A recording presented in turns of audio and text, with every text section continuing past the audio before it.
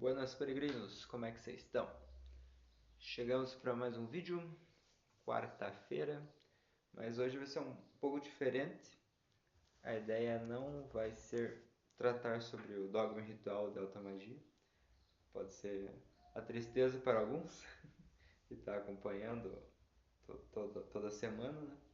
Mas já como hoje, né, é a véspera de Natal e amanhã, dia 25, vai ser o Natal, falar um pouco sobre o simbolismo, né, do Natalis, né, do Natal, né, dessa data. Como eu disse, né, no vídeo passado, né, sobre a roda do ano, a gente comemora a roda invertida, né, aqui no Brasil. Mas e daí tem todo o simbolismo, né, dos solstícios, equinócios, como eu comentei no outro vídeo. O nascimento, né, da criança da luz, né, criança da promessa, sempre é no inverno. Mas a gente ainda pode usufruir, né, desse simbolismo do Cristo nascente ali, né? Eu vou tratar de um tema um pouco mais alquímico, né? Na alquimia, o nascimento, né, da criança é muito importante, né? A gente sempre encontra aqui ou ali sobre o nascimento da criança, né? Que tem o casamento do rei e da rainha e o nascimento da criança amarela, né?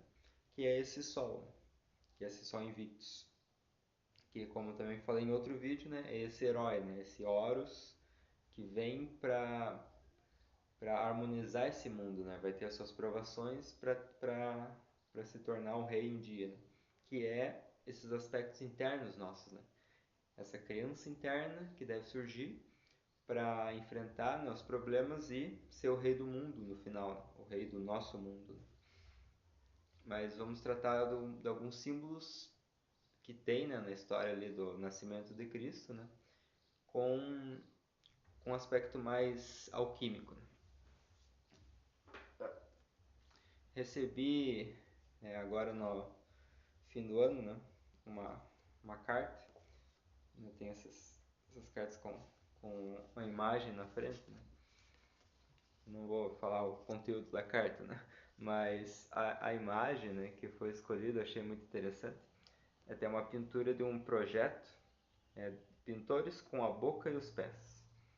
Né? São pessoas, né, que não têm mais os membros das mãos, né? E aí tem esse projeto que eles aprendem a demonstrar, né, um lado artístico com boca ou pés, né? Mas o conteúdo da imagem é muito salutar, né? Eu particularmente, desde criança, quando eu via as manjedoras, né, que faziam, eu nunca me interessei muito com a imagem de Cristo, mas eu sempre achei fantástico a imagem dos três magos, né, os três reis magos. E vamos iniciar o vídeo falando um pouco sobre eles.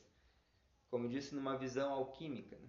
Dentro da alquimia, né, ali no século 17 e 18, surgiu muitas imagens e textos alquímicos. Né? E nessas imagens tem algumas que mostram, né, os três reis magos com três cores. Né? Que um se vestiria de preto, outro de branco e outro de vermelho. Tem algumas tradições orais que falam que um era moreno, o outro era negro e o outro era loiro, né? Algo assim. Que tem uma relação com essas cores. Né? Mas, dentro da alquimia, eles falam das roupas. Né? E o que isso significa? Né? Essas três cores, dentro da alquimia, fala do processo, né? Que vai ter da pedra bruta, da pedra filosofal, para no fim ela se tornar, né, a essencial, né? Todo o processo de purificação dela. Então, se inicia no processo negro, que é o negreto, que é um aspecto de uma morte iniciática, né? Onde se deixa de lado o que não cabe mais, ou seja, uma personalidade mais material, podemos dizer assim, para começar uma trilha agora um pouco mais espiritual, né? Um pouco mais sutil. Né? Então, primeiro tem esse momento de morte, né? De transformação. Daí os símbolos, né? do Nigredo é o esqueleto, o caixão, Tem o galo também, que é o anuncia a chegada da luz. E vai ter alguns símbolos aí, sempre relacionado a aspectos de morte, né? A segunda cor é o branco, que é o processo albedo, que aí é o processo de purificação.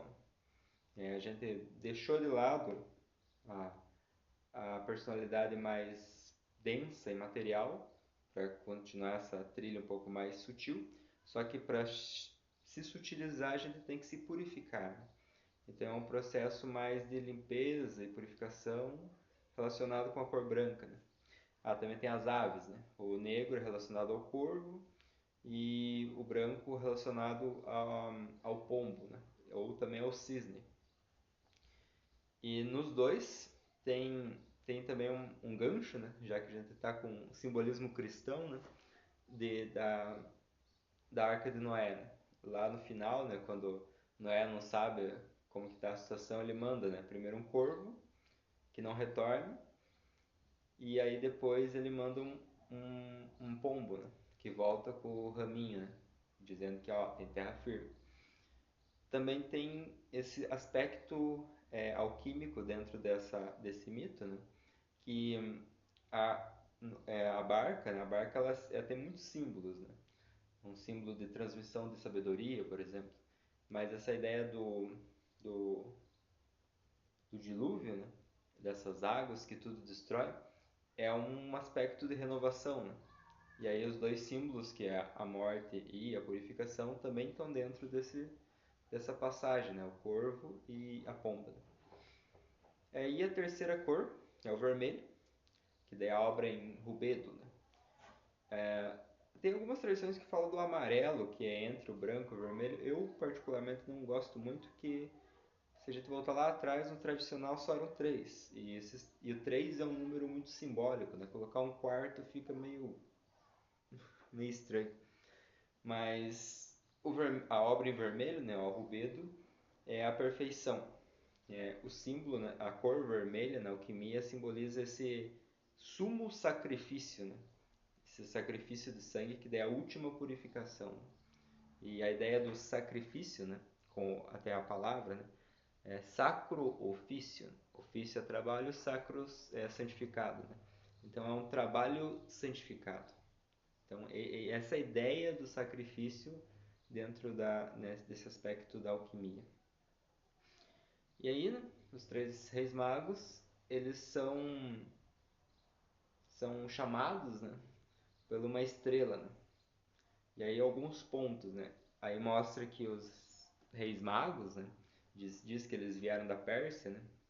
E tem também a tradição que fala que eles são três pontos diferentes, né?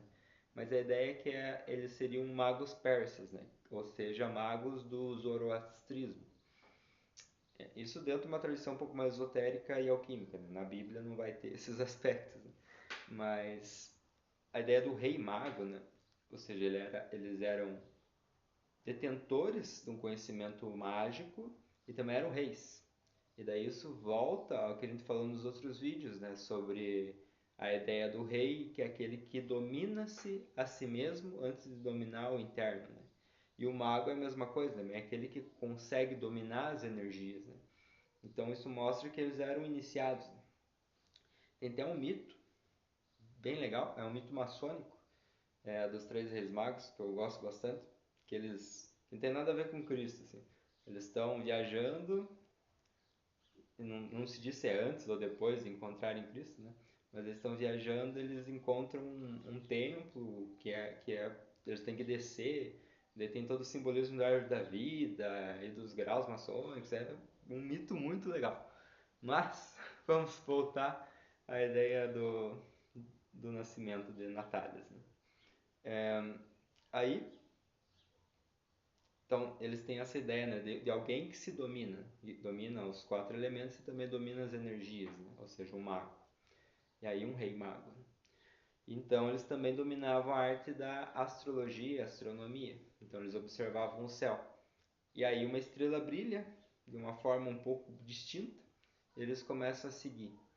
Aí tem duas versões esotéricas que falam que essa estrela era Sirius e outra versão fala que essa estrela era Vênus. Dentro da tradição, Sírios e Vênus elas são muito importantes, né? Vênus numa oitava abaixo e Sírios numa oitava um pouco mais alta, né? Dentro dos mistérios e tudo mais. Mas vamos focar nesse mito, vamos falar que é Vênus, que encaixa um pouco melhor. Vênus, e até dentro da árvore da vida, né? Você vai subir na árvore da vida, quando chegar Vênus, depois vai chegar a Tífera, que é o Sol. Então, a iniciação de Vênus, ela é um portal para a grande obra, que é a realização do Sol. E até a ideia de Vênus como a estrela da manhã, né? Que ela é aquela que é o arauto do Sol, né? Ou seja, o arauto da luz, né? O portador da luz. Então, ela como um guia na noite para os reis magos, simboliza isso, né? Esses três aspectos que a gente comentou, do Nigredo, Albedo e Rubedo, já concretizados, né? Imagine que você passou essas três etapas, aí você vai ver uma estrela, a estrela à vista. Até dentro dos textos alquímicos fala muito disso, né? Tem o processo do Nigredo, Albedo e Rubedo, e aí você vê um céu estrelado, né? Textos alquímicos têm isso dentro do vaso, né? Que é simbólico, né? Que esse vaso, na verdade, né, é o nosso corpo astral, né, o nosso próprio corpo, né, mais uma oitava superior no nosso corpo astral. E você passa por esses processos e você vai ver a estrela. Você vai seguir essa estrela, né? Ela vai ser o teu farol no meio da obscuridade, porque mesmo com você portando a luz do rubedo, você já conseguiu se purificar e tudo mais, você ainda não é a luz. Você só porta um pouquinho dela. E tá escuro ainda. Você ainda tá num processo de labuta, né? E agora você tem uma luz guia. Você vai seguir ela. E ela vai te levar até a criança, no caso do mito, a criança da promessa, né? Que é Jesus.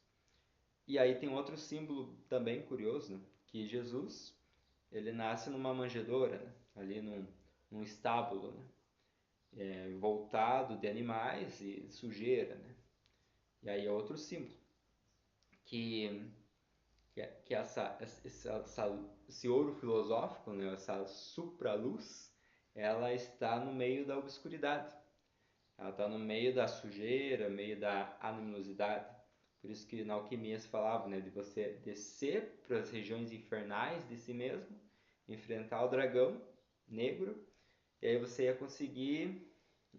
daí tem algumas tradições que falam de limpar o dragão negro para ele se tornar um dragão dourado, que vai transmitir luz, né? E outras tradições que diz que ele porta, né, ali uma esfera, alguma coisa que representa esse ouro filosófico, né? E no caso aqui mostra essa manjedoura, né, um lugar sujo, habitado por animais, né? Ou seja, esse lado um pouco mais instintual. E dali vai nascer a criança da promessa, vai nascer essa fagulha de luz, né? E aí esses aspectos, né, os três reis magos, guiados pela estrela, vão chegar até uma região que ainda é densa, mas ali nasceu a luz, né? E essa luz vai ser a luz do mundo. Outro símbolo, né, próprio é a Maria, né? Maria, quer dizer, Maria de Mater também, de mãe, né? Mas a ideia de materialidade, né? Então, é o aspecto da natureza, né? Essa mãe natureza. E daí volta lá que a gente falou em outro vídeo também, né? Da energia de Kundalini Forrata, ou energia densa, telúrica, e a energia sutil, né? Que seria o próprio Deus, né? Que Deus se manifesta, né, na matéria, ou seja, adentrando Maria, para dar a luz à criança da promessa, né? Então também tem ali o casamento alquímico, né? Nessa energia sutil, uma energia densa que forma uma terceira energia que ela é a que equilibra, né, esses polos. E aí tem todo, né, ali o mito, né, da caça das crianças, né? Que tem o rei romano lá que quer caçar as crianças que estão nascendo, daí tem o fugir, né, de Maria com Jesus pro Egito, né, e por outras regiões para protegê-lo, que lembra muito também o mito de Horus, né? Quando Isis dá a luz, né? Ela tem que fugir de Sete, né? Por um período, até que a criança se desenvolva e comece, né? O seu trabalho, né? Então, o que fica, né? Para nós, né, nesse momento natalino, né? Além das festas e muita comilança, é observar, né, esse nascimento de um Cristo interno, né? Observar o ano que se passou, né, o que que eu consigo, o que que eu fui encontrando, né, nessa peregrinação dos meus magos, né, por esse ano. Será que eu segui a luz, né? De alguma forma eu cheguei até aqui, né, que é o nascimento da criança. Mas será que essa criança realmente nasceu dentro de mim, né, por esse ano? E para o próximo ano, né, eu vou conseguir manter essa criança é, forte, né, e vigorosa, porque a obscuridade ainda está contra ela, né? Então temos que protegê-la até que ela se torne adulta. E todo esse processo, né, é um processo de iniciação, né? Uma observância de como tratar, né, essa iniciação. Né? Tantos símbolos que a gente tem contato, tantas histórias, mas tem que entender que não pode ser intelectual, mas sim algo mais vivencial, né? Tipo, observar uma questão da tua vida e ver o mito, né? Então, ficou um vídeo curtinho, só para falar um pouco sobre os símbolos, né, natalinos, numa visão um pouco mais alquímica. Desejo um bom Natal a todos, um bom ano para um próximo ciclo ser cada vez melhor e a gente ser cada vez mais forte e, e ígneos e virtuosos. E a jornada continua. Então, boa jornada a todos e até mais.